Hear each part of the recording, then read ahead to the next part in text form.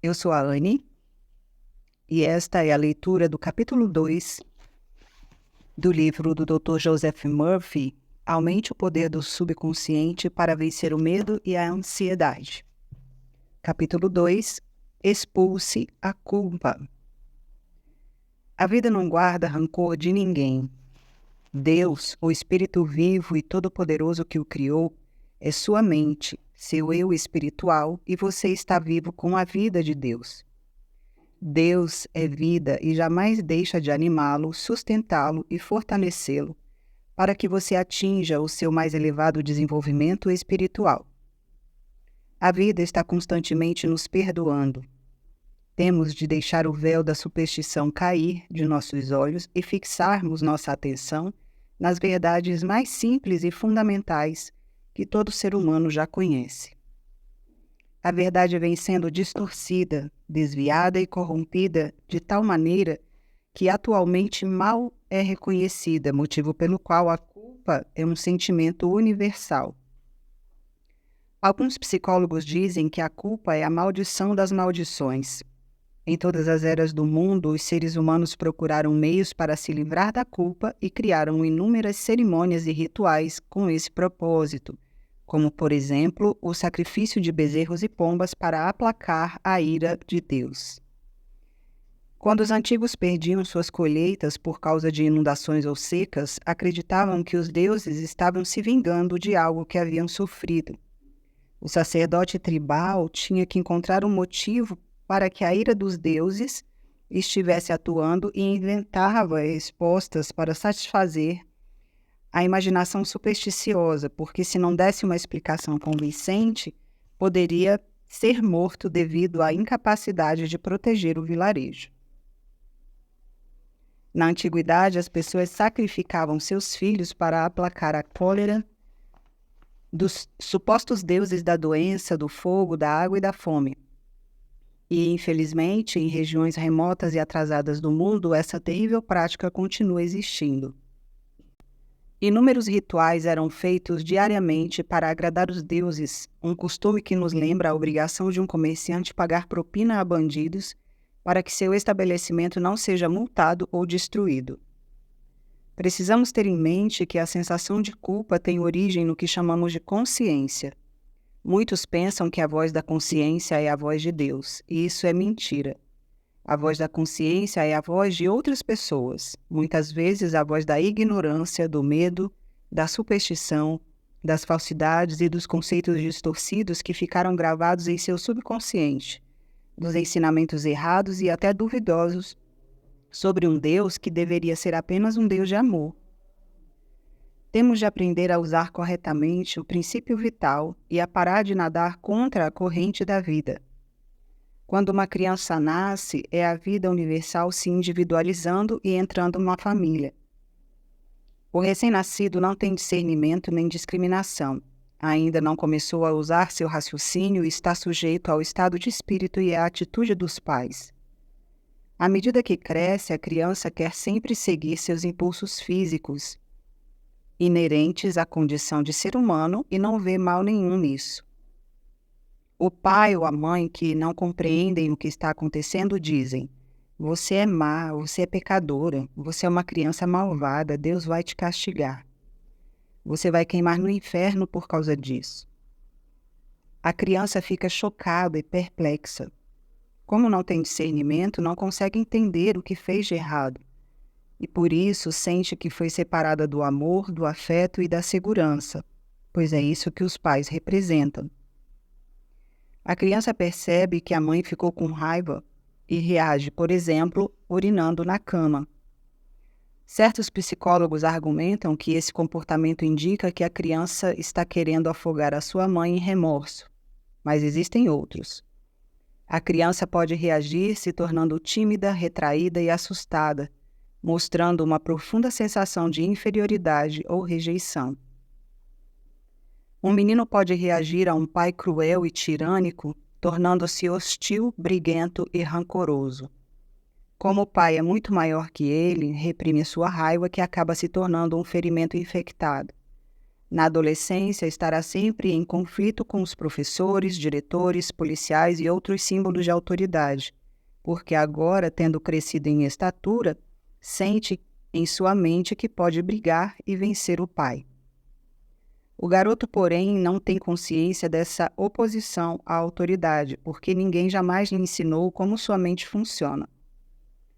Todas as criaturas estão sujeitas a algum tipo de autoridade, inclusive o presidente dos Estados Unidos, por exemplo, que tem de se submeter às decisões do Congresso. Por isso, temos de nos ajustar à autoridade e assumir o controle dos nossos pensamentos, sentimentos e respostas de nossa mente. Quando encontramos força para nos dirigir ao emaranhado de pensamentos que nos foram impostos ao longo da nossa infância, devemos dizer: eu sou o dono dessa mente e eu vou pôr ordem nos meus pensamentos. Temos de decidir quais devem ficar e receber atenção e quais devem sumir para sempre, agindo como um grande empresário que dá ordens e instruções para seus funcionários executarem. Assuma o controle de sua própria mente, não permita que outros a governem. Infelizmente, credos, dogmas, tradições, superstições, medo e ignorância mandam na mente do ser humano comum. O maior deserto do mundo não é o Saara, mas a própria mente desse indivíduo, porque suas ideias e seus pensamentos não lhe pertencem, e o seu subconsciente é regido geralmente por ideias vindas de membros da família ou resultante das dominações que querem governar os outros. Conheci um menino que morria de medo de ser castigado por Deus quando não assistia à missa de domingo. Esse temor era causado pela superstição e por falsas crenças implantadas em seu subconsciente por seus pais, professores e sacerdotes. Como acreditava nelas, ouvia a voz da consciência que lhe causava a sensação de culpa e a certeza de que teria de pagar pelo seu pecado. Todos nós, quando crianças, recebemos uma enxurrada de tabus, restrições, obrigações e sermões. Você pode ter tido uma mãe, avó ou tia que costumava lhe rogar pragas e maldições porque você não se comportava de determinada maneira ou não gostava de uma religião qualquer, criando em sua mente a ideia de que era uma criatura má, pecadora, que seria duramente castigada. Infelizmente, as crianças têm a mente contaminada e poluída pelas ideias mais estranhas e mirabolantes e por falsas doutrinas. Os pequeninos são especialmente suscetíveis a sensações de culpa quando desobedecem aos pais ou professores. Eles costumam ser alertados de que a desobediência será castigada tanto pelos adultos que os cercam, quanto pelo Papai do Céu. Essa atitude é desastrosa para algumas crianças, porque cria um complexo de culpa no seu interior que poderá destruir a sua vida. Seria muito melhor explicar à criança por que foi errado o que ela fez e lhe dar um castigo apropriado à sua idade e nível de entendimento, como a perda de um privilégio ou a privação da companhia dos amigos por algum tempo. Jamais crie o temor da danação eterna em uma criança. É muito melhor lhe dizer que o amor de Deus jamais cessa e que Ele sempre estará protegendo-a para que tenha uma vida feliz. Nunca se deve dizer às crianças que elas nasceram na iniquidade e foram concebidas em pecado, porque isso é uma mentira monstruosa, uma ideia perversa demais para ser expressa. Elas devem ser ensinadas que são filhas amadas de Deus, como disse Moisés. Somos todos filhos do Eu Sou. Devem aprender que Deus é o Criador Supremo de todas as coisas e que Deus é amor. Elas também precisam aprender que o amor não faz nada que seja diferente do amor. Existem inúmeras coisas que Deus não faz. Ele não nos castiga, não deseja a nossa morte, porque a vida não deseja a morte, o que seria uma contradição da sua natureza. Quem instrui a criança na regra de ouro está formando uma boa consciência. Ela aprende a amar e a respeitar os pais e os outros, aprende que a honestidade é importante. Quando, por exemplo, for tentada a roubar algo, surgirá aquela vozinha que grita dentro da sua mente: não, não roube, isso pertence a outra pessoa. As figuras parentais estão neste mundo para ensinar às suas crianças a diferença entre veneno de rato e manteiga, entre o gambá e o gato, entre o que é certo e o que é errado. Elas têm de aprender o que é correto, nobre e digno nos filhos de Deus, os princípios universais e as verdades eternas que jamais mudam. Entretanto, quantas dessas qualidades estão realmente sendo ensinadas nos dias de hoje? Essa é uma falha que precisa ser sanada o mais rapidamente possível, porque os seres humanos querem ter autoestima, querem se sentir valorizados e reconhecidos pelos parentes, cônjuges e vizinhos como pessoas honestas, sinceras e boas. Todavia, muitos de nós receberam uma educação equivocada que só serviu para encher nossa mente de falsas crenças e superstições. Algumas pessoas têm sérias dúvidas sobre suas prioridades. Por um lado, acreditam que estão fazendo o melhor para sua família, mas interiormente têm dúvidas sobre essa atitude. Bárbara era uma dessas pessoas, uma gerente de vendas bem-sucedida de uma imobiliária importante e que atuava como supervisora de um grupo de 7 corretores e recebia elogios constantes da diretoria pela sua produtividade. Bárbara era mãe solo de 2 meninos em idade escolar, que estudavam em uma escola particular de prestígio e tomava todas as precauções para que fossem bem cuidados. Tinha uma empregada em tempo integral que preparava a comida dos garotos, atendia suas necessidades imediatas e também lhe servia de motorista, levando à escola e a outras atividades. Bárbara muitas vezes tinha de trabalhar no fim de semana, mas tentava fazer das horas que passava com os meninos um tempo de qualidade. Sempre que podia ficar em casa, brincava e conversava muito com eles. Mostrava-se interessada em seus amigos e colegas e ajudava-os a fazer o dever da escola. Entretanto, não se considerava plenamente feliz. Ela veio me procurar dizendo que tinha um grande sentimento de culpa por não ser boa mãe. Não tenho um horário certo no trabalho, preciso estar sempre disponível para atender os clientes dentro da sua conveniência e não da minha. Não posso abandonar esse emprego porque dependo dele para criar meus filhos. A culpa tornara-se tão grande que estava afetando sua saúde. Tinha dificuldade para dormir, sofria de problemas estomacais e sua pressão arterial havia subido para bem acima do normal. Perguntei-lhe se os meninos estavam bem. Oh, sim, os 2 estão ótimos, são ótimos alunos. O mais velho está em um time de beisebol e tem muitos amigos. O mais novo não aprecia muitos esportes, mas está mais interessado em música e adora as aulas de piano e violão. Eles gostam demais da governanta e são muito afetuosos comigo. Acredito sinceramente que são felizes. Perguntei-lhe que, se estão felizes e indo bem nos estudos, por que estava se sentindo tão culpada, iniciando uma conversa para tentar encontrar uma explicação.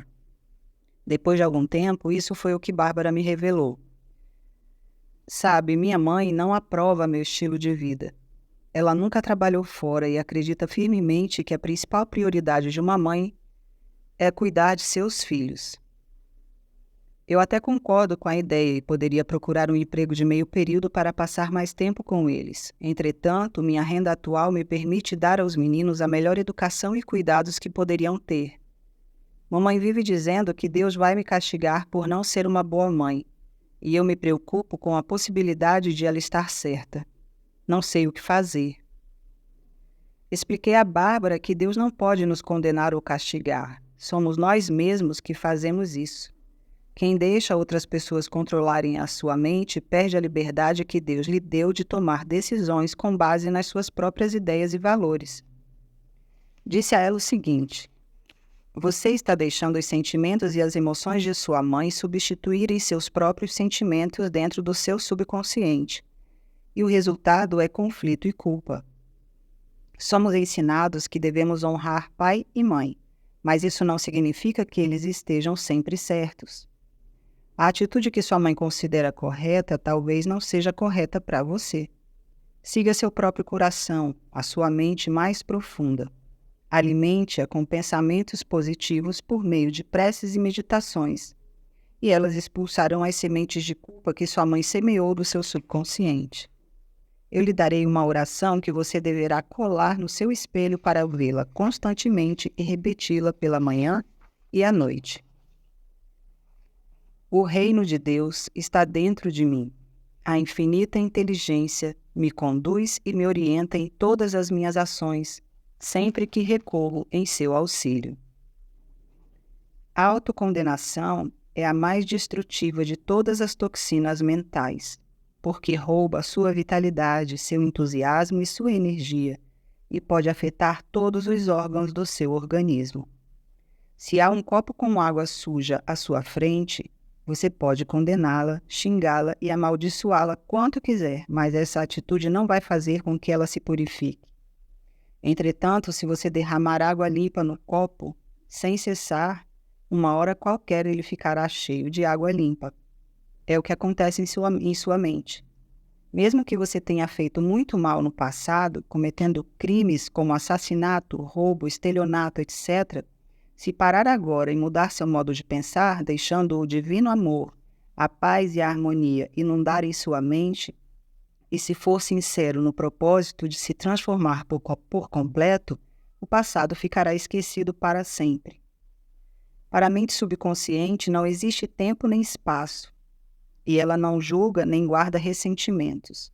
Por isso, a qualquer momento você pode perdoar a si o que fez e começar uma nova caminhada. Muitas vezes já me foi pedido que fizesse um resumo dos meus conceitos sobre um assunto específico, dando aos meus leitores e ouvintes uma lista de sugestões. Pensei bastante no caso e, para começar, elaborei uma lista de 10 regras básicas para lidar com o sentimento de culpa. 1. Nascemos sem o menor sentimento de culpa. A culpa é uma doença mental e tem de ser considerada anormal e não natural. 2. Aquilo que desejamos precisa primeiramente ser concebido em nossos pensamentos e depois programado para ficar impresso no subconsciente. 3. A consciência é uma sensação interna e nem sempre está fundamentada na verdade. Muitas vezes, ela é a voz da ignorância, do medo, da superstição e de preconceitos implantados em nossa mente por nossos pais ou outras figuras de autoridade. 4. É errado ameaçar a criança com castigos de Deus. Deus é amor e não castiga ninguém. 5. Não permita que sua consciência seja o seu guia. Seu verdadeiro guia e orientador é Deus. É a infinita inteligência que o conduzirá para uma vida plena e abençoada. 6. Culturas, religiões e grupos étnicos têm conceitos diferentes sobre consciência.